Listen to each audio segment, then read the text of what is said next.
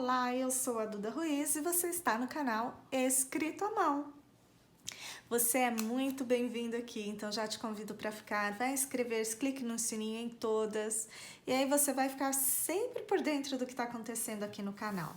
Eu tô aqui com a minha Bíblia Note, que eu já tenho feito alguns verse mappings, né, que é mapeamento de versículo.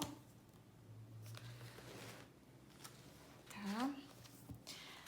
No vídeo de ontem eu fiz com vocês esses marcadores de página muito lindos, muito fofos. E eu fiquei tão encantada com os meus marca-páginas que me deu vontade de fazer um verse mapping. Tá vendo por que o Bible Journaling te ajuda? Ele te dá mais vontade ainda de você ler a palavra, de você estudar a palavra. Então, quando a gente faz arte na Bíblia, ainda que sejam simples marca-páginas, né? Isso te incentiva, te dá mais vontade ainda de ter contato com a Bíblia, dá vontade de fazer mais coisas, mais coisas. Bom, então eu estou aqui, como eu estou no livro de Atos dos Apóstolos, eu comecei aqui há pouco tempo, né? Como eu comentei com você, não é esse o texto que a gente está estudando na igreja essa semana, a gente está estudando o texto de Marcos, mas como eu comecei aqui o meu mapping, eu vou continuar, vou fazer mais um mapping aqui com vocês. Então, deixa eu só pegar minhas canetinhas aqui.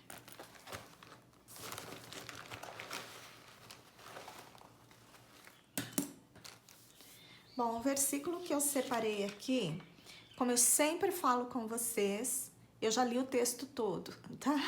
Então, não tô lendo só esse versículo, já li o capítulo todo e vou separar um versículo para fazer o mapping. Esses dias eu ouvi uma crítica a pessoas que separam um versículo, né, e falam sobre o versículo. Em partes eu concordo com a crítica, em partes eu não concordo com a crítica. Porque eu aprendi desde muito pequenininha que se nós recitássemos versículos e nós tivéssemos os versículos em nossa mente, nós teríamos ferramentas, armas contra o inimigo. E que quando, em cada situação das nossas vidas, nós poderíamos citar a palavra de Deus. Então, é claro que para um estudo profundo, você não vai se apegar a um versículo apenas, você vai ler o texto inteiro, você vai estudar a palavra de Deus. Mas eu acho que se fosse tão errado assim, a gente não aprenderia desde tão pequeno memorizar versículos, né? Bom, a minha origem é batista, eu me converti aos 10 anos de idade numa igreja batista e eu me lembro que a minha primeira participação, não sei se eu já contei isso para vocês, minha primeira participação numa EBF foi decorando versículos, foi falando versículos que eu havia decorado e eu ganhei o segundo lugar. E aí, a partir daí, a minha mãe me deu de presente uma caixinha de promessas. Engraçado que essa pessoa que fez a crítica, ela até citou a caixinha de promessas, me machucou tanto, porque é uma memória boa que eu tenho, né? É uma memória feliz que eu tenho. Essa pessoa acabou citando, ela fala assim, é a mesma coisa que caixinha de promessas. Caixinha de promessas é uma bênção! Eu lembro que eu tinha uma toda graciosa, com zíper, que a minha mãe me deu e era o meu xodó. E minha mãe me ensinou desde cedo que eu deveria pegar um versículo. Eu tô com a impressão, gente, que eu tô repetindo essa história. Eu não sei se eu já contei isso pra vocês. Eu pegava um versículo, memorizava. Minha mãe me ensinou assim: pega o versículo de manhã, você vai ler esse versículo e vai meditar o dia todo. E se você memorizar, melhor pra você. Bom, então, enfim. Eu concordo que a gente tem que se ater a um texto todo, a gente precisa ler um texto todo para melhor compreensão. Mas os versículos são sim palavra de Deus, não deixam de ser palavra de Deus porque estão sozinhos. E assim, nós cristãos citamos versículos o tempo todo. Imagina só, se cada vez que eu for falar a palavra de Deus eu precisar falar o capítulo inteiro, eu não vou me lembrar, mas eu me lembro de um trecho que é importante ou que se aplica à situação, né? Por isso que eu disse que eu concordo em partes com a crítica. Mas não falem mal da caixinha de promessas, tá? Que é uma bênção. Inclusive, gente, eu preciso comprar uma caixinha de promessas, porque esses dias eu tava pensando, nossa, facilitaria tanto a minha vida uma caixinha de promessas, seria tão bom para mim ter uma caixinha de promessas para eu usar nos meus journalings, nos meus art journalings. Eu até fiquei pensando, será que eu não tenho mais a minha? Mas eu não tenho, porque eu era muito novinha, realmente. Bom, chega de conversa, vamos lá ao que interessa. Então, eu li o texto todo, tá? Então, aqui eles estão lá no Pentecostes, quando o Espírito Santo veio sobre a igreja, e eles começaram a falar em diversas línguas, e estavam ali pessoas de diversos lugares, e começaram a entender o que os irmãos estavam falando, e eles se perguntavam, nossa, como que eles podem estar falando a nossa língua, né? E aí Pedro começa a pregar para aquelas pessoas. E o versículo 41 fala assim, os que aceitaram a mensagem foram batizados e naquele dia houve um acréscimo de cerca de 3.000 pessoas. 3.000 pessoas se converteram naquela ocasião, era a festa de Pentecostes, e foi o momento que a igreja estava reunida e recebeu o Espírito Santo de Deus, e passou a orar em línguas ali, houve uma manifestação tremenda do Espírito Santo de Deus, e aí a gente vê a pregação de Pedro, e que foi o que me chamou a atenção nesse texto, né? E no versículo 37, fala assim, quando ouviram isso, ficaram aflitos em seu coração e perguntaram a Pedro e aos outros apóstolos, irmãos, o que faremos? Então, o que eles tinham ouvido? Eles tinham ouvido aqui Pedro falando sobre Jesus, que havia sido crucificado, que ele era o Filho de Deus, que ele estava à direita do Pai. Falando que Davi falou sobre Jesus, né? Já havia mencionado Jesus lá no Antigo Testamento.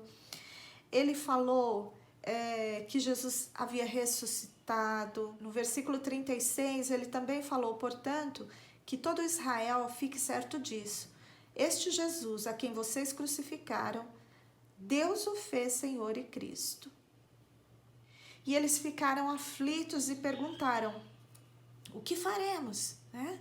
E aí é onde Pedro dá a instrução aqui do arrependimento, que cada um fosse batizado em nome de Jesus, que eles receberiam o dom do Espírito Santo. E o verso 40 ainda fala assim, com muitas outras palavras, os advertia e insistia com eles, salvem-se desta geração corrompida. E eu vou grifar aqui o versículo 37,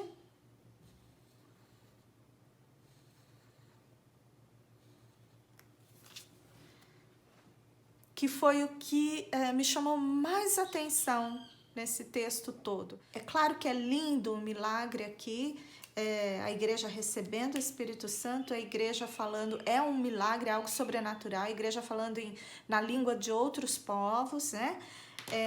Mas o que mais me chamou a atenção hoje aqui foi esse versículo aqui. Ficaram aflitos em seu coração e perguntaram, irmãos, o que faremos? Uau! Esse foi o efeito da pregação naquele dia. E isso bateu tão forte no meu coração, porque eu fiquei pensando, Senhor, será que a minha pregação tem tido esse efeito? Será que as pessoas têm pensado em reconsiderar as suas ações? Irmãos, o que nós faremos? O que a gente faz então? Uau! Ou será que eu tenho estado com medo de pregar a realidade da palavra de Deus, a realidade dos acontecimentos, a realidade dos acontecimentos vindouros, né? Com medo de não agradar as pessoas, ou de desagradar as pessoas, de não falar aquilo que elas querem ouvir, né? E aí a nossa pregação tem sido uma pregação tão superficial às vezes, né? A gente acaba mencionando e Deus é sim um Deus de paz, um Deus de esperança, Ele é sim um Deus de cura, Ele é sim um Deus de prosperidade. Deus pode fazer todas as coisas em nossas vidas. A Bíblia fala que Deus não nos deixaria mendigar o pão. Então o Senhor quer sim nos ver prósperos, nos ver abençoados. Isso é vontade de Deus, é plano de Deus. Mas nós sabemos que tudo que nós temos aqui nessa terra é passageiro. Até mesmo a cura física, ela é passageira. Eu acho que eu já falei isso com vocês, gente. Eu estou com essa impressão, mas amém, porque o Senhor está falando de novo. Então, vamos de novo, vamos tudo de novo. E o que a gente vive aqui é tudo vai passar, tudo muito passageiro, né? Mas a nossa alma e o nosso espírito são eternos. A eternidade é verdadeira. E onde nós queremos passar a eternidade? É isso que realmente importa. E o temor maior no meu coração é será que eu não estou só querendo agradar as pessoas e por conta disso o sangue delas vai ser cobrado de mim depois? Porque se eu tiver a oportunidade de falar da vida eterna, de falar da salvação, e eu me neguei, eu me preocupei com ser querida, com ser bem vista, então esse sangue vai ser cobrado de mim. É claro que ninguém gosta daquelas pessoas que têm sempre a razão, aquelas pessoas que só elas são salvas, que só elas sabem o certo. Ninguém gosta desse comportamento. Um comportamento até narcisista, né? Um ego super inflado e a pessoa sabe de todas as coisas, só ela vai para o céu, né? Então não é isso que eu tô falando, não é isso que a gente quer também. Mas mostrar para as pessoas que nós fomos alvos do amor de Deus de uma forma tão maravilhosa e que por isso nós queremos que outras pessoas provem desse amor, é disso que essa palavra está falando. É isso, é essa pregação, a pregação da verdade, do arrependimento, sabe? Do fato de que se nós não entregarmos as nossas vidas para Jesus, nós não vamos para o céu. O nosso fim vai ser uma condenação eterna, de sofrimento e dor para sempre. E como nós falamos alguns dias atrás, a nossa mente não tem ideia do que é eternidade. Nossa mente é muito limitada, para entender a eternidade. É muito tempo, e é muito tempo para passar sofrendo, para passar longe de Deus, longe das pessoas que nós amamos. Então, se nós queremos ir para o céu, nós precisamos nos arrepender dos nossos pecados, confessar os nossos pecados ao Senhor, porque Ele é fiel e justo para nos perdoar e nos purificar de todo pecado. Então, que nós possamos dobrar os nossos joelhos e confessar ao Senhor e convidar o Senhor Jesus para ser o nosso Senhor e Salvador. E é essa pregação que nós devemos levar. Sabe, não é de, vem para a igreja que você vai ficar rico, que você vai ter um carro novo, que Jesus vai pagar todas as suas contas. Não é isso, porque a pessoa que vem para Jesus em troca dessas coisas, ela vai embora. Eu costumo sempre dizer, eu sempre falei isso, a pessoa que vem para a igreja para receber algo de Deus, só por isso, só para receber coisas materiais, ou ainda que seja físicas, de Deus, ela vai embora depois de duas coisas. Quer ela receba a bênção de Deus, ela vai embora, tá? Porque nós não somos gratos o suficiente. Por mais que nós sejamos agradecidos, se nós estamos na igreja somente por causa de bênçãos recebidas, a menos que a pessoa tenha mais ambições e vá ficando, mas assim que ela receber, acabou, já deu ali, ela já pegou o que ela queria. Ou então, ela vai embora porque ela não recebeu aquilo que ela foi buscar.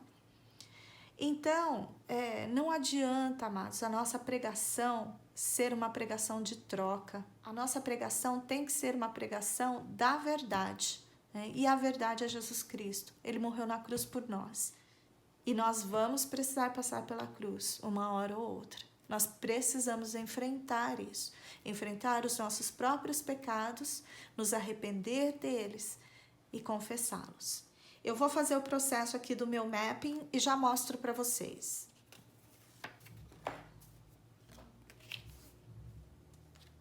Bom, eu pesquisei aqui a palavra aflito, o que está com aflição ou angústia, preocupado, torturado, muito ansioso, agoniado, inquieto, que foi uma das palavrinhas aqui que eu marquei, né, destaquei do versículo.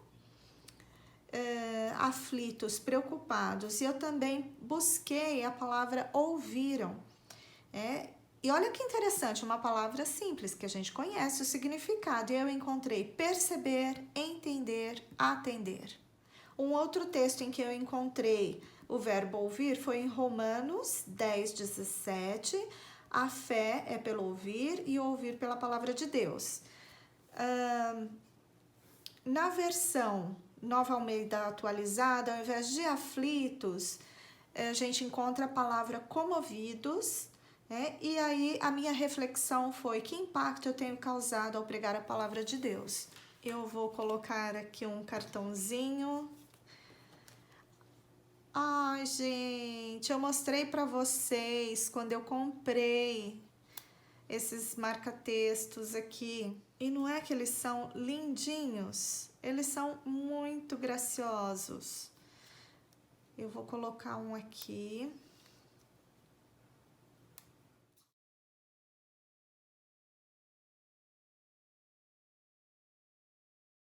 Para eu encontrar fácil aqui quando eu quiser vir nesse texto.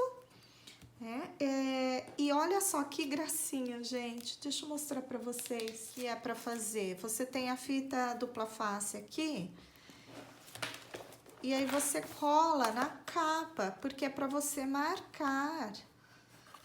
Aí eu não sei se eu coloco aqui, se eu coloco assim, um pezinho, porque vai tirando de um lado de outro.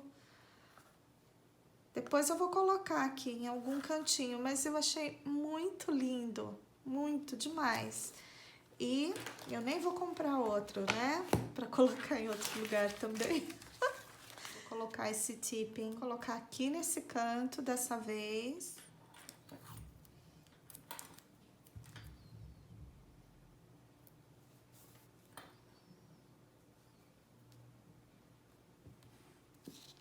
Isso assim não vai atrapalhar de abrir e fechar a Bíblia. Dá para colocar mais para cá. Vocês lembram que a washi tape ela não vai danificar o papel. Vou colocar aqui, ó, mais ao meio assim. E dá para eu ler, dá para tirar também. Eu vou ler o capítulo 3, então eu vou retirar daqui depois. Preparei uma orelhinha hoje preta para colocar aqui. Eu acho que eu vou colocar aqui, ó, já tive uma ideia.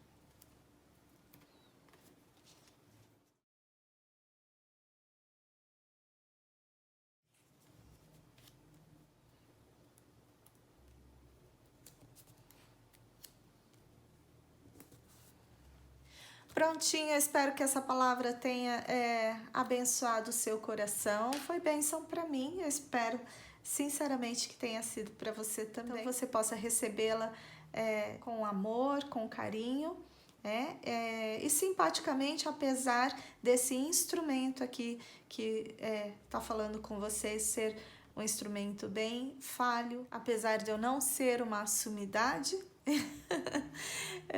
e de não ter grandes conhecimentos, que você possa receber com o mesmo carinho que eu a preparei para você. Obrigado por ter passado esse tempinho comigo. Beijo, beijo. Até o próximo vídeo.